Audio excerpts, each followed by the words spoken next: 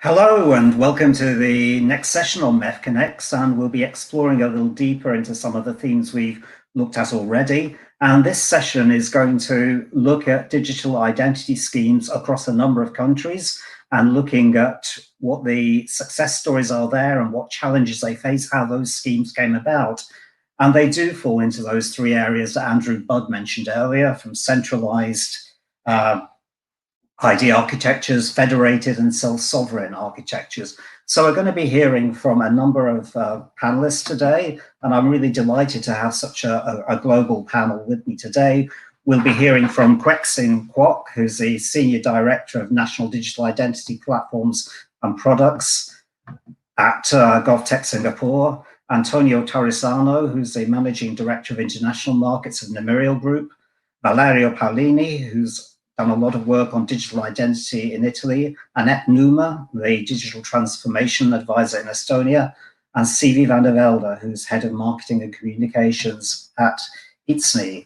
So we've got a varied session for you, and first of all, I'm going to introduce Valerio Paolini, and we're going to see him in conversation with Dario Betti. Hello, Valerio. Hi, Andrew. Good morning. Good morning. Good morning. So we're going to see Valerio in action with Dario Betti, where they're going to be exploring the digital identity scheme in Italy, how it came about, what's happened, what are the challenges that people have seen. And then Valerio will join the panel discussion after the video to explore some of the issues in greater detail. And so throughout this session, I'm very interested to pull out some of the similarities and differences between the different countries, and see what lessons we can learn from successful digital identity implementation. So yeah, Valerio, over to you. Digital identity in Italy, it's been a challenging time. Everyone, and welcome. Today we are talking about digital identity, and I'm very glad to have here with me Valerio Paolini. Valerio is Italian like me. Ciao Valerio. Ciao Dario. Thanks. It's great. We could speak in Italian, but not today. Today we will stick to English. But Valerio is here, given that his incredible experience in the past. It was part of a team for the digital transformation in the Italian presidency, Italian Council Ministry of. So great to have you here, Valerio, first of all. Thanks for your kind words.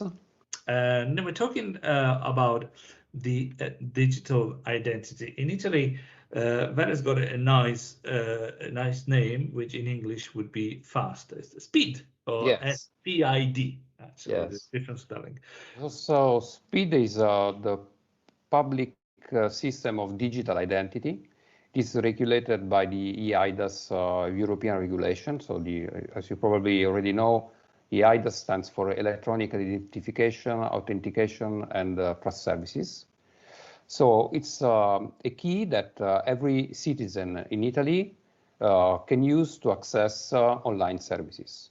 It is not dedicated only to public services, but also to private ones.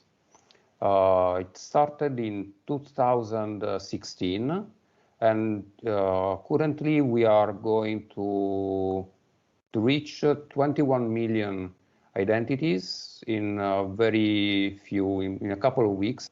In the last 14 months, we added 14 million identities. Tell us a bit more about the numbers of OSPID.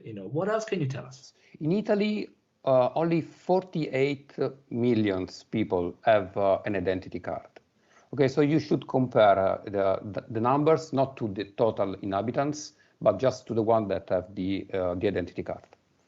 So when we started, the government thought to improve the adoption by, we can say, give away money if you use the digital identity. So they started to provide money to teachers once every year. Okay. So they asked to make this service only accessible using SPID. The following year, it means in 2017, they started to do the same with young inhabitants becoming of legal age. So when you become 18, which is legal age in Italy, you get also 500 euros. So these two campaigns helped to promote the adoption of speed. But after just 2 years of promotions, the growth started to be organic. No need of incentives, money incentives, okay? And in the last 14 months, as you know, the COVID pandemic helped a lot because most of the services were accessible online. Some of the funds that were made available by the government were only accessible using speed. So they drove the growth in the last year. But I would say that it's not just about the pandemic. It's also about having services. When you have a service, people start using it. Is that we were able to virtually go to an office without going in an office by using speed. I think that this made the system grow, really. So interesting, you were saying that there was a bit of a pandemic effect, but actually it was a preparedness in Italy that allowed the service to really be picking up. Yes, yes. And then there were incentives as well. So the specific incentive for people to go and say, you can have your special bonus if you use this. Yes. But let me ask you then something else about these. I understand that the nature of speed is slightly different as well. So this is not a purely government-based service. This is a partnership, right? Yes. Basically, speed started when in 2014 when we hadn't money to run a service. Okay, so they said let's invent a system that does not cost money to the state.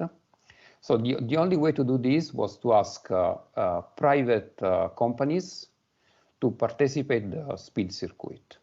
So the participation to speed was open to public and private companies. And currently we have 9 identity providers, 8 of them are private, and they sustained the development and the deployment of speed in Italy without having any money from the state. They can make money from the speed usage, but they must provide identities to citizens for free, at least in the basic form. If you need a special identification setup, you must pay. But if you use the basic services for identification, it's free. If you are a public administration service provider, you will not pay for the authentication services. If you are a private company and you want to be a service provider using speed, you are subject to a price listing. So what is it used for? What, if I'm a consumer, what applications I get? So this is interesting because you could access all the services from the municipalities, but the most used services are the National Retirement System, the so-called IMSS. I don't know if you... Social Security. Yes, yes. Yeah. So by far it's the most accessed service in Italy. The second one is the online, it's an app which is called EO. It's like me, okay? So it's an application that you can use to interact with public administration and to pay for taxes, fees, something like that. So basically now you get only the authentication service. But in the near future, we should be able to also to have access to attribute authorities. Well, that seems like you got a lot of experience to share with the rest of the companies and government out there. So the questions, the final questions, if you want, is quite natural, which is, what would you tell these governments, these new identity services, that they should be aware of? What should they do to actually have a success in their hands? I think that the most important part is transparency. So it's a joke normally. It's a, when something is free, the product is you. Okay, it's not the case. An identity provider, at least in Italy, they cannot use any data that they collect about you. If they run a service provider along with an identity provider, they must keep operations separate. They cannot share any data between the two, because people are very jealous of their data. And if they suspect that you are using their data for something else, for something different than authentication, they will never use your service.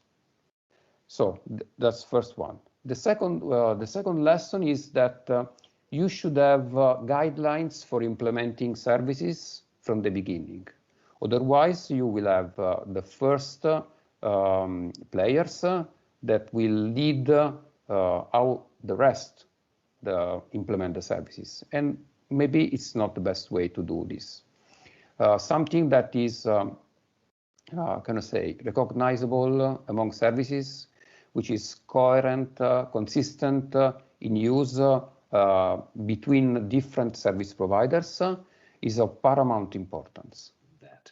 Very good. Thank you. I think this is all the time we have right now with Valerio. But Valerio, you're also helping us in getting some of these lessons learned available in a white paper. So we'll be sharing that shortly.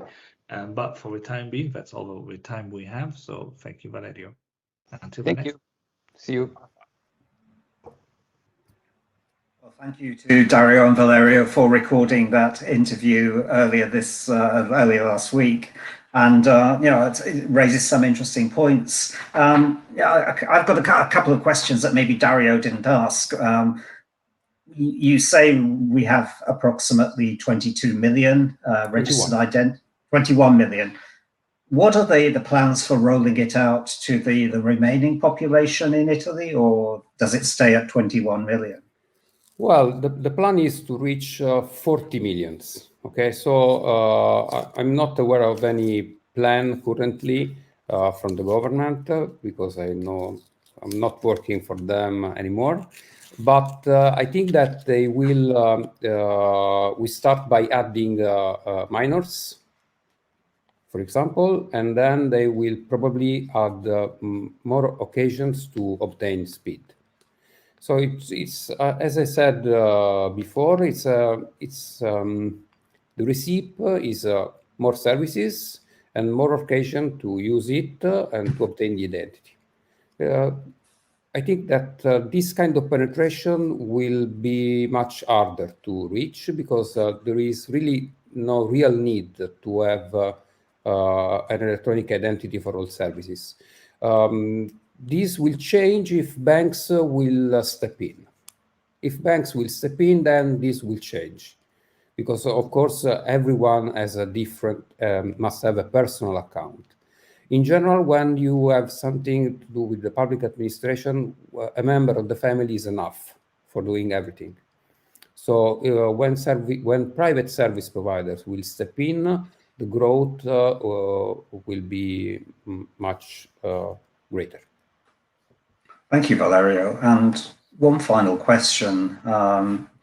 How long has it taken for the scheme to happen? You mentioned 2014 when the activity started.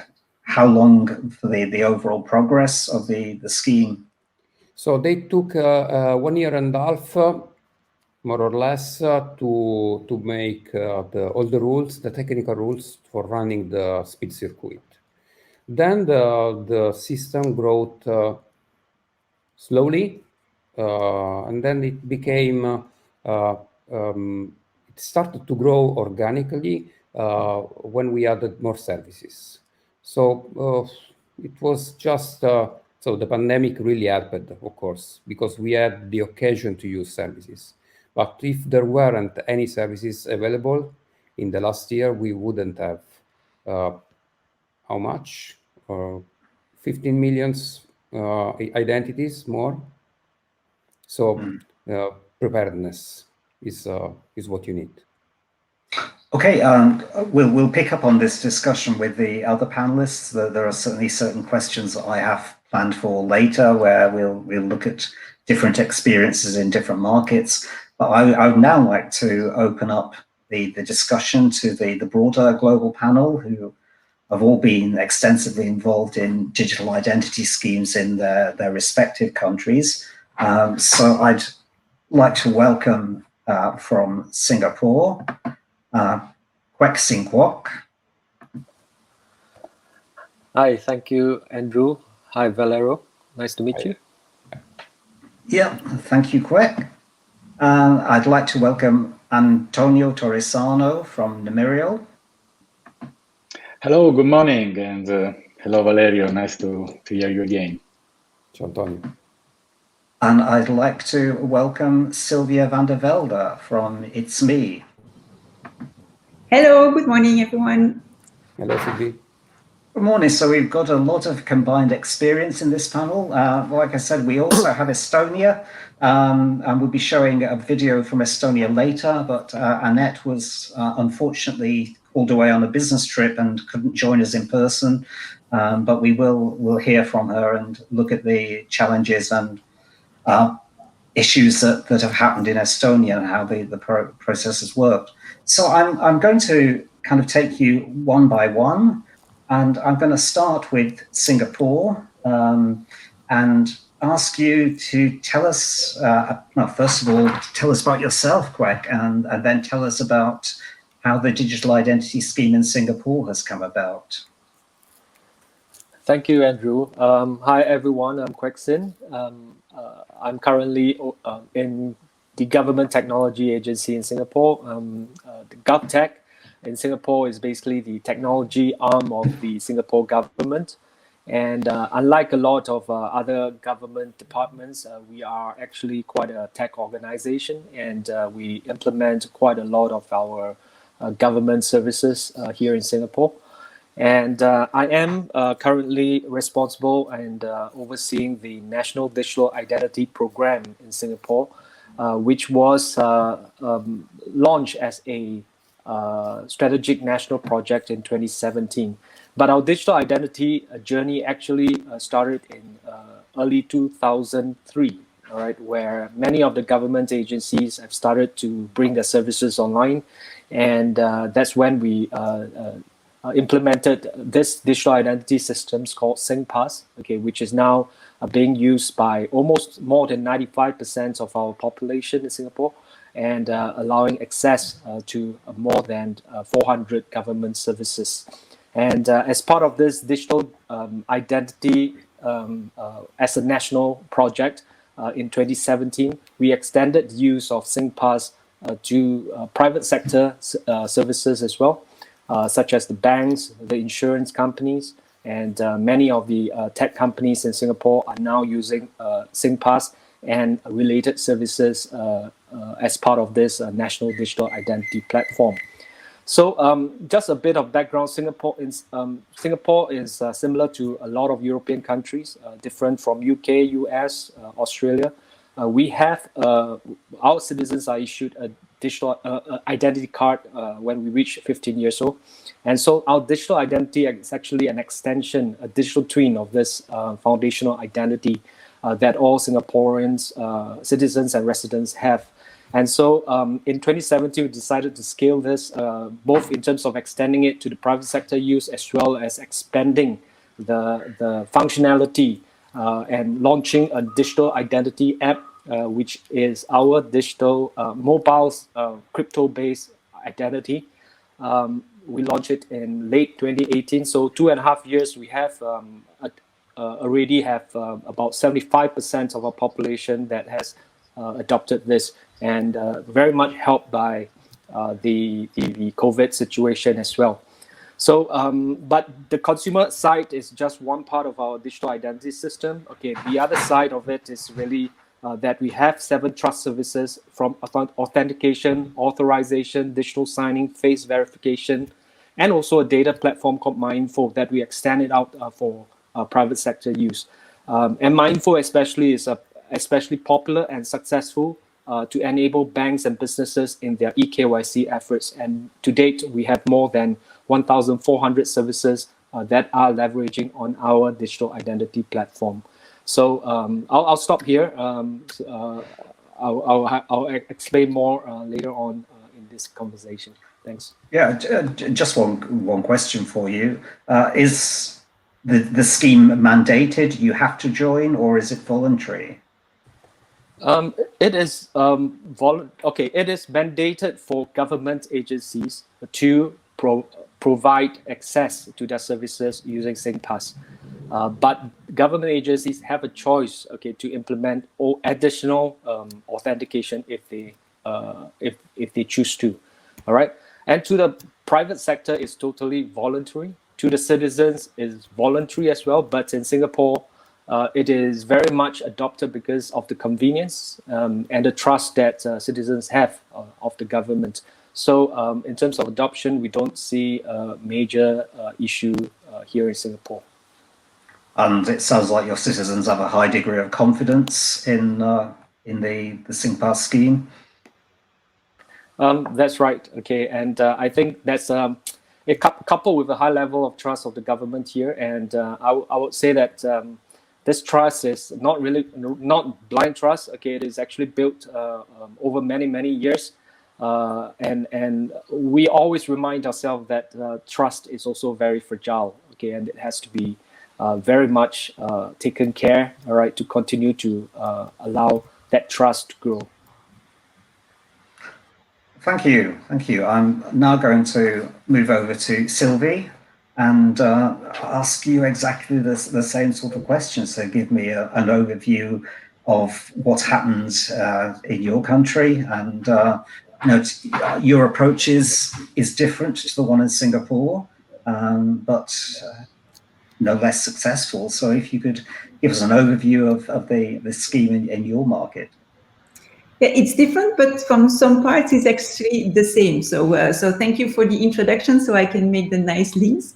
So itsme has launched in 2017. So we also took us like 1.5 years to create the scheme before to launch the app. In Belgium, we were very grateful because we have e-ID cards for many years. So all Belgians have an e-ID card as of 12 years old, and we even have kids ID when you're smaller. So we had already an identity card with the chip, with a very high quality that was issued by the government. And itsme is indeed the extension, the mobile identity or the digital identity based on that identity card. In Belgium, we are also very lucky to have a national register. So we all have a unique number in Belgium. It's not that we're only a number, but it helps also to create a centralized identity, because that's what itsme is. itsme has 4 services. So we do the sharing of data, the identity data. We have authentication, so to log in. We also have confirmation. So it's more in the context of the PSD2 or giving consent on something very specific.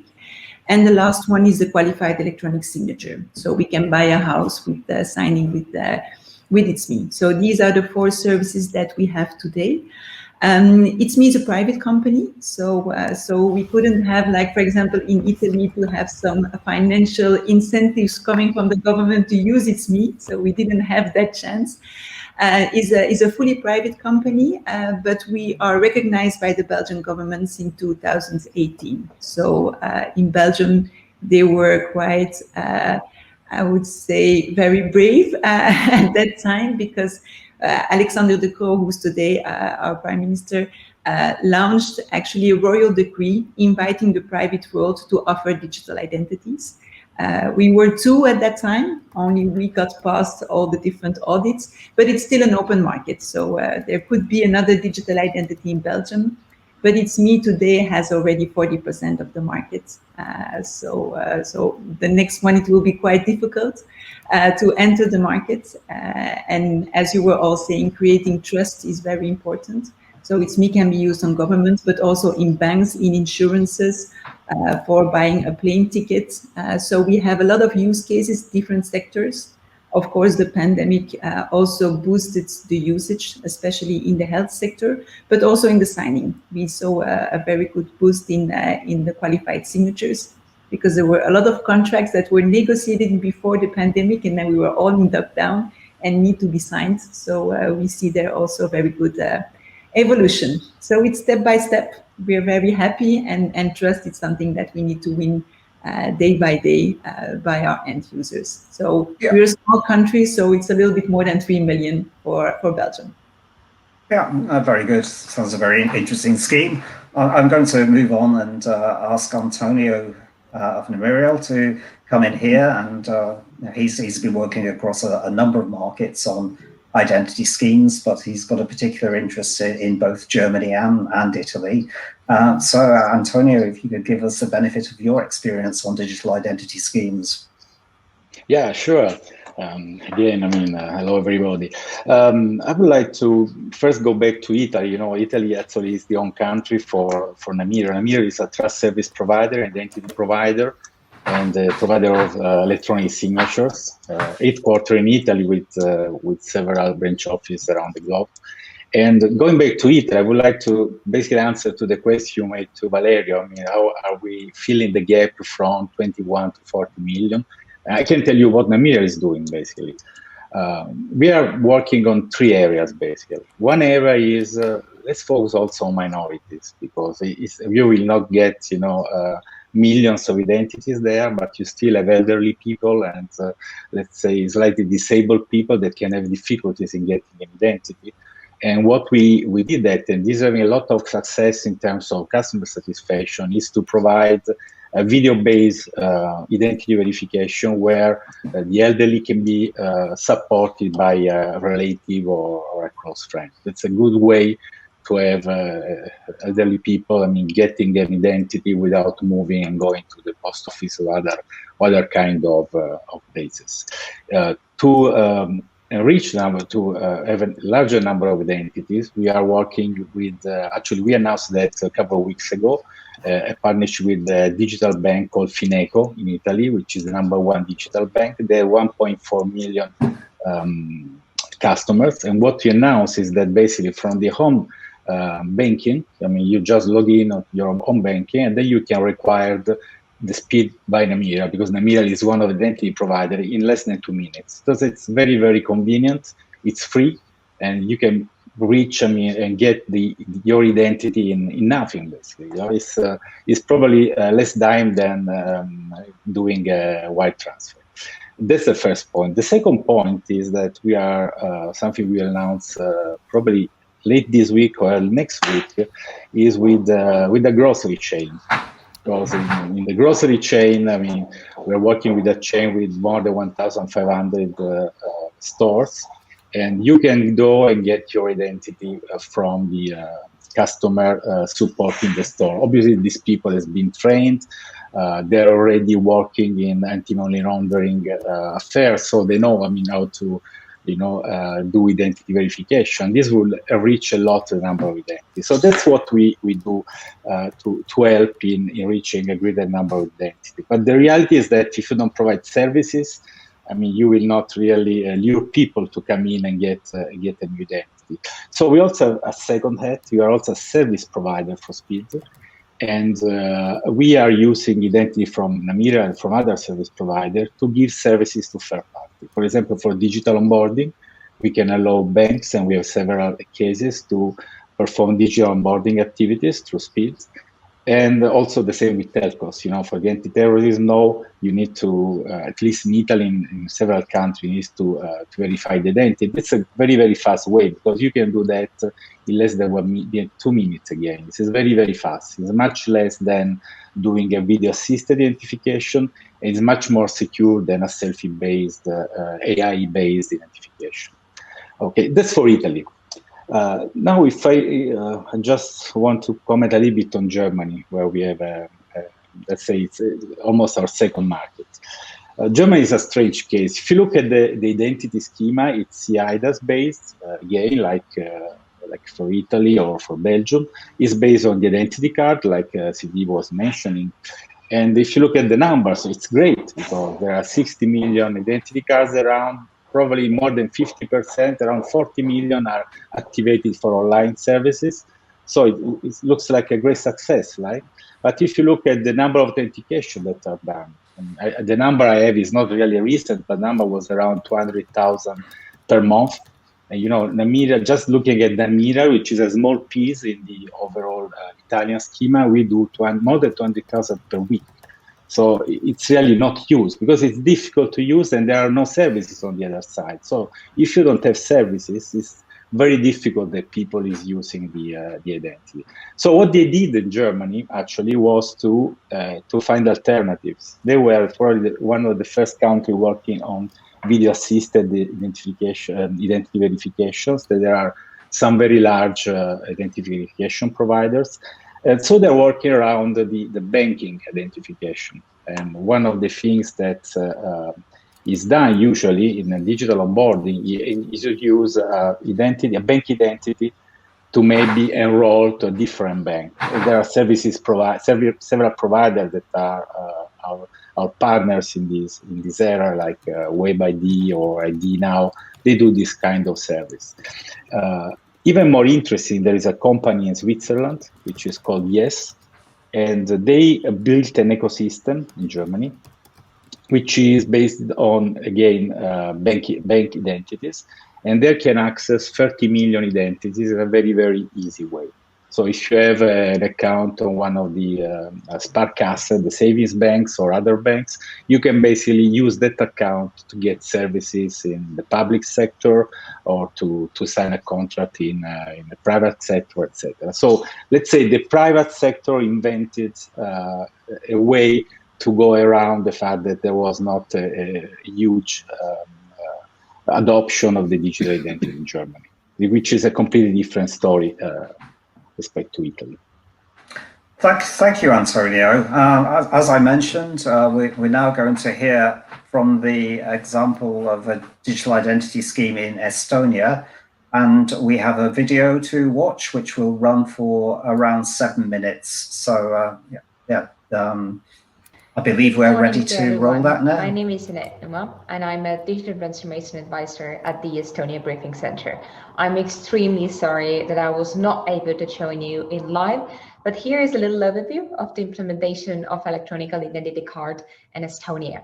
Unlike in many other countries, in Estonia, every single citizen needs to have a compulsory electronic identity. Why this is so necessary is because of that, today 99% of our governmental services are fully accessible online. And not just that, but we can also access the private sector services by using these electronic identity cards. Today, 98% of our entire population have electronic identity. However, this all happened already 20 years ago. But the question raises, how did the government of Estonia manage to push this through so long time ago? And what were the biggest highlights of the decision-making part there? In the year of 1999, the electronic identity card was already introduced in our wonderful neighborhood country called Finland. But we had our full attention on the entire implementation process that happened in Finland, and it turned out that the numbers of people who got the card, who decided to get the card, was actually relatively small. And this very much concerned us in a way. But Finland had decided to make this card non-compulsory so that every single citizen had their own choice, whether they want to get the card or no. And as the numbers still remain quite small, we realized that there is no point of implementing e-ID if not enough people are going to start using the card. So what we decided to do here in Estonia was to take a little bit more strict decision and to make the card compulsory to everyone. And as brought out before, today 98% of our entire population have the card. Estonian Parliament already established and passed through the Digital Signature Act in March 2000, and it entered into the force at the end of 2000. And the law actually regulated the entire process of implementing national-wide BKI and digital signature. Today, by signing documents online, every single citizen is able to save around 5 days per year. And the government of Estonia saves around 2% of GDP every year by just providing citizens an opportunity to sign documents online. Just to give you a comparison here, 2% of the GDP is exactly the money we spend on defense and security sector. Which one is more important? But what kind of information Estonian electronic identity card holds? First of all, we have my name there. We have also my birth time. We have my sex, my card holder citizenship.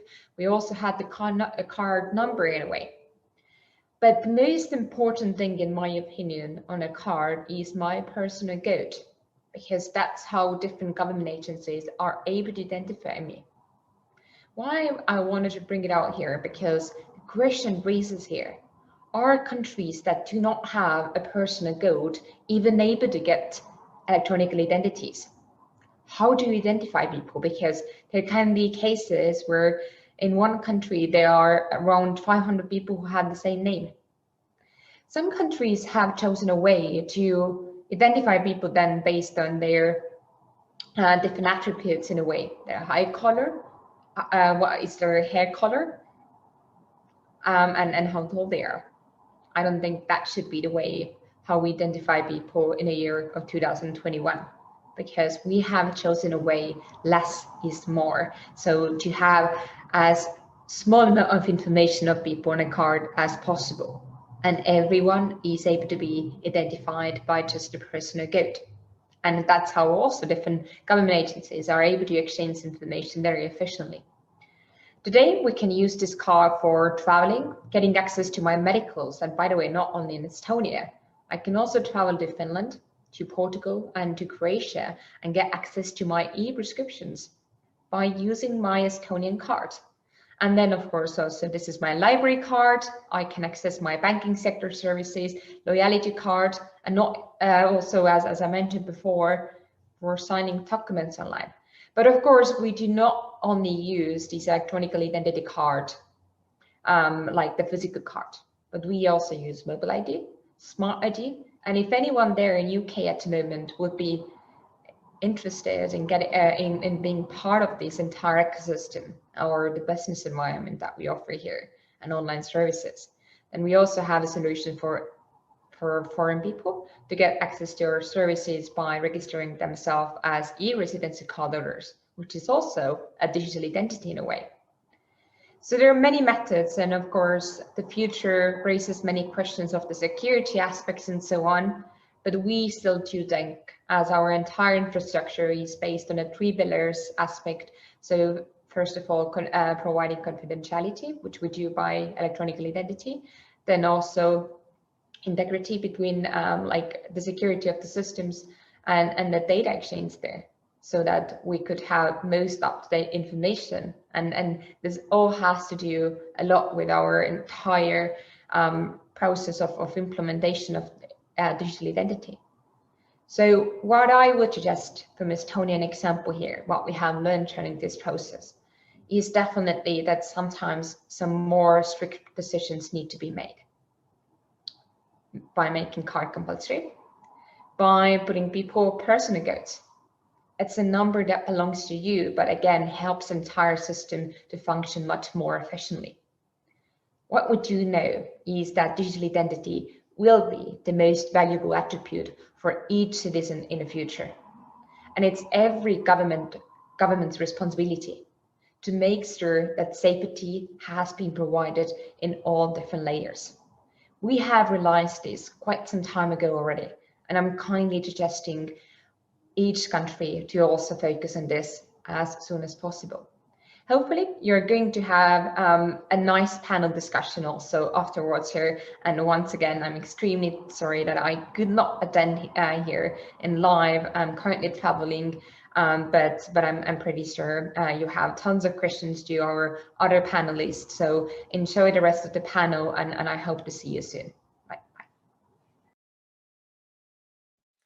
So a big thank you for Anett for producing that video for us, and Shane for the rest of the panel session.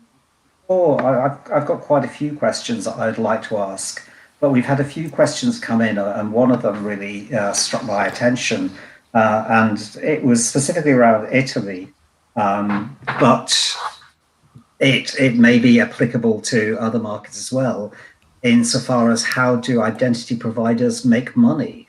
So yeah, I can answer that maybe. Being an identity provider, so there are first of all, are identity provider making money now? No, we are investing. I mean, a lot of money.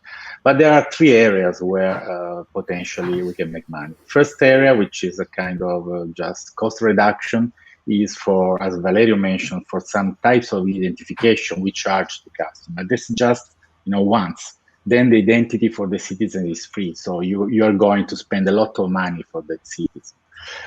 Second way you can really make money is for identities that are used not for private use, but for professional use. Which means if you're an accountant, for example, and wants to log into the Social Security Agency, not for yourself, but for your customer, then you will need, not today, but you will need to have a special kind of identity. The same is true if you are an engineer, if you're a medical doctor, etc. And this is something that is a fee, is an annual fee. So this is a way, let's say, to recover part of the investment. But the real money is on the service provider. Today, as Valerio mentioned, there are more than 7,000 public sector providers, and just a couple of dozen of private sector providers. 33. But 33, yes, exactly. I mean, today, you look at that. If this number is going to grow a lot, I mean, it's potentially a huge potential for making money. It's like a social network. Social networks are usually free, but then I mean, now how things are going for the great social network. You are getting money somewhere else. That's where that's one of the reasons the identity provider invested, because every identity provider has put a kind of price tag to an identity. So we think personally in Namirial that an identity is worth something like 10 euro per year, and this money will come from private sector providers such as banks, which is not really the banks doing the digital onboarding. That's easy, that's just once. Is the bank that is using, maybe switching his identity and access management system to speed. And the same is true for others. This is a huge saving because, I mean, banks or telcos or other private companies are spending a lot of money on this kind of services. In this case, they would get a kind of government service, which is being handled by somebody else, which is secure, which is everybody has the same credentials to do everything at that point. So we believe really the money is coming from there. And I mean, the time is not really far. So we really believe that in 2 years from now, we will get money from current identities. That's why we or other providers are investing a lot. Thank you, Antonio. I'm going to move the discussion into a slightly different direction. We've heard about very successful implementations, but you must have run into some key challenges on the way. And those could have come from a variety of sources: legal, regulatory, cultural, technical. So I'm going to throw that question over to the panelists now. Maybe we can start with Sylvie and look at the challenges you faced in Belgium. I think one of the big challenges when well, listening to you is the fact that we're not a government. I think that was the biggest challenge, the fact that we're a private company and that we had to gain trust. And then after it's the chicken or the egg. It's always the same discussion. How many users do you have? And you cannot have a lot of users if you don't have a lot of use cases. So you just turn around all the time. It's a little bit easier, of course, when you're government, because you can create your own use cases. And it helped us when we got recognized by the Belgian government in 2018, because at one step we had like 1,000 applications that were accessible with itsme. So it's more like a federated identity, if I have to link to what has been discussed before. So that helps. You need to have, well, you need to break the chicken and the egg problematic, I would say. And once it becomes a habit, once people have the trust and they say it's the same ritual over and over, they gain trust and then it goes easy. Now we hear from the people, if I see an itsme button, I know it's secure and I can go further. So the digital stress is lower.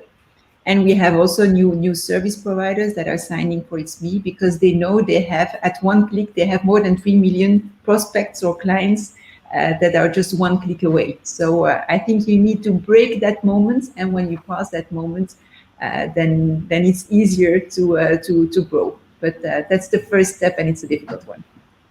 Thank you, Sylvie. I'll ask the same question to Quek now, and the challenges you faced with the Singapore scheme. Hi. Yep. I think first of all, we are very fortunate. Okay, we don't get a lot of the problems. Okay, that we understand other countries may have faced. First of all, I think because we are quite a small country and we have a very lean government structure and very strong political support as well as ground support.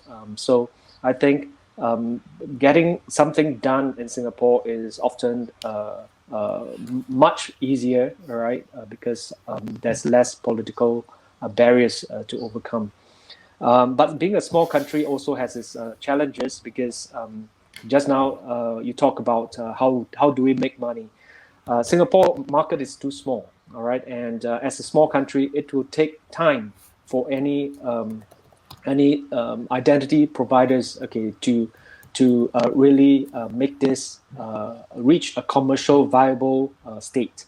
So it takes time. As a transaction grows, okay, it is possible, but it will take a while, okay, to do that. And as such, there is actually not a lot of takers initially, okay, to want to run this service in the beginning. And so when we did sort of a consultation with the industry and with the citizens, it pointed quite clearly that the government should step in to provide this service. And that's what we do in Singapore. Our government build, own, and operate these identity systems as a public utility for the country. So that's the first challenge that we need to overcome, the small market. Other challenges, I would say, first is communications is always difficult. Keeping complicated things in a simple to understand manner, especially when it involves not so easy to understand technology terms, I think this is always difficult. And second challenge, as a public utility, digital inclusion is actually very, very important to us. We cannot choose our customers like a private sector where you can just decide to serve a particular segment.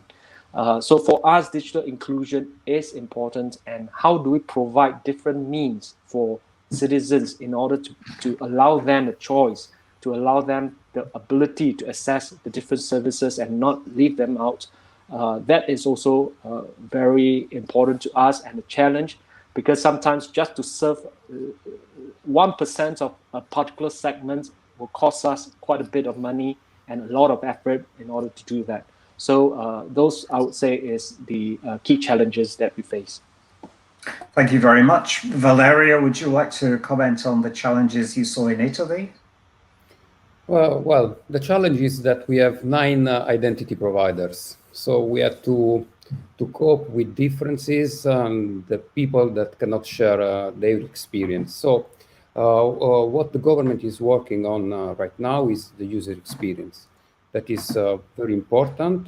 This will make a difference. But basically, we had the same issues that Kwok and Sylvie and also Antonio described. So it's not easy. We are all very different. We should work on something else, I think. We should, how can I say, we should sell electronic identities to people. So we should make more clear what we do with data, okay? So in Italy, it would be very difficult to have a service like itsme. I really like your service, but the main objection would be, okay, you're private. We cannot trust you. That's of course, that's not the case. because probably you are regulated, you are controlled by the state, of course, no? And this is happening also in Italy. And the digital divide in this specific issue is very important. You must bring all the people that does not understand identity, that listen to their bias, okay, and overcome this resistance. That's very important. You can do this by being clear about transparency, the privacy, and also by letting people share their experience. This is very, very important. Thank you, Valerio. I just maybe want to add something is that we are a private company, but created by the banks and the telcos. So we have, of course, the trust because, well, bank is also a private company, but if you trust them with your money. So that also helps us when we started. Today, the link is not made anymore because we have the trust in itsme, but having banks and telecom operators, well, 7 big shareholders did indeed help to create that trust. Of course. We're going to be hearing later on about the UK trust framework, and one of the things that people are saying is, you've launched identity schemes in all these countries. Can't we just pick up one of these identity schemes and move it to another country? And the sort of second part of that is, why are there no international standards for digital identity schemes? Are countries really so different that they have to go down their own particular path to have these identity schemes? We do see some regional initiatives. So I think, Sylvie, you've got a view on standardization and regional initiatives. Yes, indeed, we have now taken our next step. So we're going to the Netherlands because, of course, the ADAS regulation helps us to have a standard, to have a framework. At least we all agree on which are the lines that we need to follow. The difficulty is that if we want to be recognized as level of assurance high in the Netherlands too, we need to start all over again. So we hope that ADIS versus 2 will help that kind of issues. But we are taking now itsme to the Netherlands, and it's same as in Estonia. They're also on 3 countries. We would like to do the same with itsme to be on Benelux, because it's also a habit and cultural that we are 3 small countries, so we stick together. But the way that we have created the itsme for the Netherlands is exportable to other countries, because we use actually NFC ID cards and liveness check to do the onboarding, and it has been already recognized on European level. So it's less sur mesure than when we have in Belgium. The Dutch version will be also applicable for Luxembourg. And of course, we always need to have the right identity documents at the source, but that's the governments that can do that. Yeah, it's a legacy in each market, what already exists. We've got about 5 minutes left, and I've started seeing a few questions coming in from the audience. The first question is, how do you handle device recovery? So in the case where a device is lost or a new one bought, how does that work in practice? Now, Quek, do you want to come in there? There are many. Can you repeat that question again? Sorry. The question is, what happens in the case of device recovery if a device is lost or a new one purchased? Yeah. How does the identity part of it work? Mm-hmm. Yeah. So if you change the device or you lost the device, all you need to do is actually onboard to the SingPass app again. Okay, in your new device, because we have a policy to say that every individual can only have one version of the app. So once you have onboarded the new app, okay, the old versions would automatically be disabled. So that's how we manage this change of device. Yeah. Thank you. Anybody else want to come in there, or shall we move on rapidly to the... There is something that connects with the answer gave by Sylvie. So we have the digital single market. So every time we notify an identity scheme to the European Commission, we also agree on every term of the service, even how we release an identity, how we recover an identity, how we check every time the level of assurance. So we have in place, at least in Europe, a framework that lets every country check on the processes of the other countries. That's really interesting. We speak all different languages. We have all different cultures and traditions, but we share this. And this is the very first step in making us one planet, okay? So I don't want to make this like the Star Trek movie scenario, but we are working toward this. And it's really, really interesting. And it's the tough part. I can say it because we did it at our site when you're just, all the countries are looking at your solution and they can ask all the questions. I think it's very healthy, yeah? But it's tough. Yeah, the next sort of question that's come in is looking, I guess it's all around data ownership. And the actual question is how you manage this when the citizen is notified that an enterprise is looking for their identity from a government database. So I suppose that building on that question is who actually owns the data? Is it the individual or is it someone else? Any takers for that question? Well, at our side, there is no data that is shared without the consent of the user. So he's always in control. There's also a a lot of questions about decentralized identity and self-sovereign identity. Most of the time I ask, what is self-sovereign to you?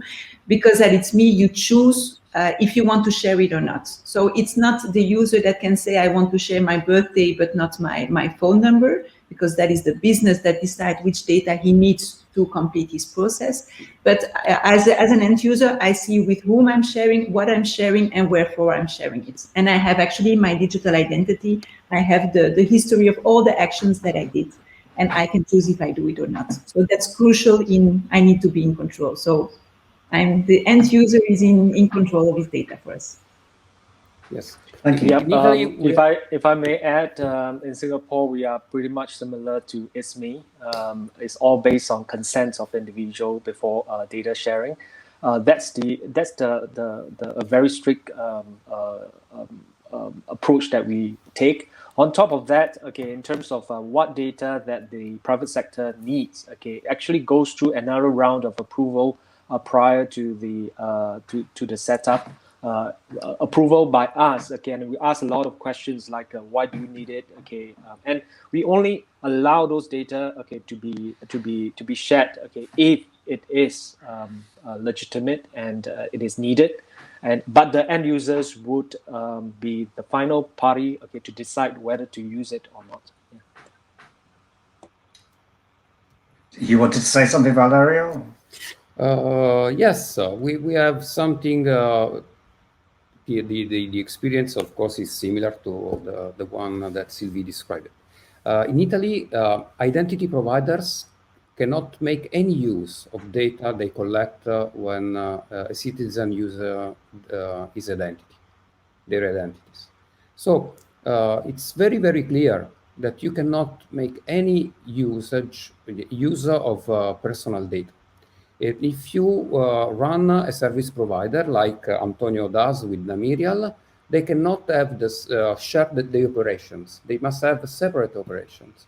And this is known beforehand. So you are sure that if you give your trust to Namirial, they will use the data just to authenticate you and nothing else. This is paramount. It's very important for us. Right. Well, thank you. Sadly, we've run out of time, and I think we could have had a lot more questions, and we could have probably talked for another 45 minutes around this really interesting topic. So it just remains for me to say thank you to Antonio, to Sylvie, Kwok, and to Valerio, and to Anett for a really interesting panel session today, and join us very shortly for mobile authentication. So thank you very much. Thank you. Thank you. Bye. Bye. Ciao. Bye.